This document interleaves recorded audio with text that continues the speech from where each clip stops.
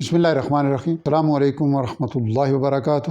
مضامین قرآن کے سلسلے میں انشاءاللہ العزیز ہم آج کی نشست میں سورہ آل عمران کے 13ویں رکوع جو کہ چوتھے پارے کا چوتھا رکوع ہے اور آیت نمبر 121 سے لے کے 129 پر مشتمل ہے۔ چونکہ پچھلے رکوع میں اہل کتاب کو معزول کر کے ایک نئی امت کو معمور کرنے کا حکم تھا، اور اب اس نئی امت کے راستے میں جو رکاوٹیں مشرکین مکہ اور یہود کے ہم نوا منافقین کی طرف سے آ رہی تھیں، ان کے سد باب کے لیے جو اقدام کیے گئے اس کا تذکرہ ہو رہا ہے۔ اللہ تعالیٰ اپنے نبی صلی اللہ علیہ وسلم سے مخاطب ہوتے ہوئے ارشاد فرما رہے ہیں کہ جب صبح کے وقت آپ اپنے گھر والوں سے نکلے، یعنی جنگ کے لیے، جنگ احد کے لیے، مومنوں کو مورچوں پر، جنگ کے مقامات پر مقرر کرنے کے لیے، اور اللہ تعالیٰ یہ سارے احوال کو سن بھی رہے تھے اور جان بھی رہے تھے۔ جب اے مسلمانوں، تم میں سے دو جماعتوں نے یہ ارادہ کیا کہ وہ کمزوری دکھائیں، وہ بزدلی دکھائیں،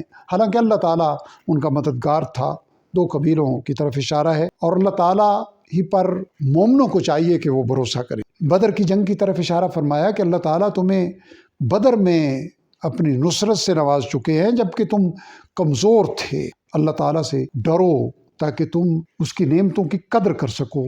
اے نبی صلی اللہ علیہ وسلم، جب آپ یعنی احد کی طرف اشارہ ہے کہ مومنوں کو تسلی دیتے ہوئے ارشاد فرما رہے تھے کہ کیا تمہارے لیے یہ کافی نہیں ہے کہ اللہ تعالیٰ 3000 فرشتوں سے تمہاری مدد فرمائے؟ یعنی جب 300 منافقین کو لے کے عبداللہ ابن ابی نکل گیا تو اہل ایمان کو اللہ کے نبی صلی اللہ علیہ وسلم نے تسلی دی کہ اگر یہ منافق ہم سے الگ ہو گئے ہیں تو کیا یہ تمہارے لیے بہتر نہیں ہے کہ اللہ تعالیٰ 300 کی جگہ 3000 فرشتوں سے تمہاری مدد فرمائے؟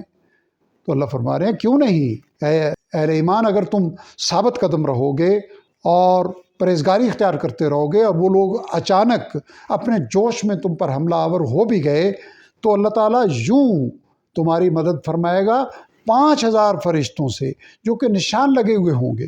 یعنی اللہ کے رسول صلی اللہ علیہ وسلم فرمائے اللہ تعالیٰ نے 5000 کی بشارت ارشاد فرمائی، اور اس کے بعد توجہ دی کہ اللہ تعالیٰ نے اس بات کو، اس بشارت کو سوائے ایک بشارت خوشخبری کے اور کسی مقصد کے لیے سامنے نہیں لائے تاکہ تمہارے دل اطمینان پا جائیں، چونکہ مدد تو در حقیقت اللہ تعالیٰ کی طرف سے ہوتی ہے۔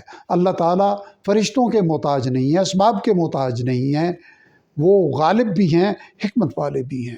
اللہ تعالیٰ نے یہ اس لیے کیا کہ وہ کافروں کا ایک حصہ کاٹ دے اور انہیں رسوا کرے تاکہ وہ ذلیل و رسوا ہو کر واپس پلٹیں۔ اے نبی صلی اللہ علیہ وسلم، منافقین کے حوالے سے فرمایا کہ آپ اس معاملے میں اپنی نرم دلی کو نہ آنے دیں۔ اگر حقیقی معنی میں انہوں نے توبہ کی تو اللہ نے اگر چاہا تو ان کی توبہ قبول فرما لیں گے، اور چاہا تو انہیں عذاب دیں گے، چونکہ در حقیقت وہ لوگ ظلم کرنے والے ہیں، اور اللہ تعالیٰ ہی کی ملکیت ہے جو کچھ آسمانوں اور زمین میں ہے، وہ جسے چاہیں گے بخش دیں گے، جسے چاہیں گے عذاب دیں گے۔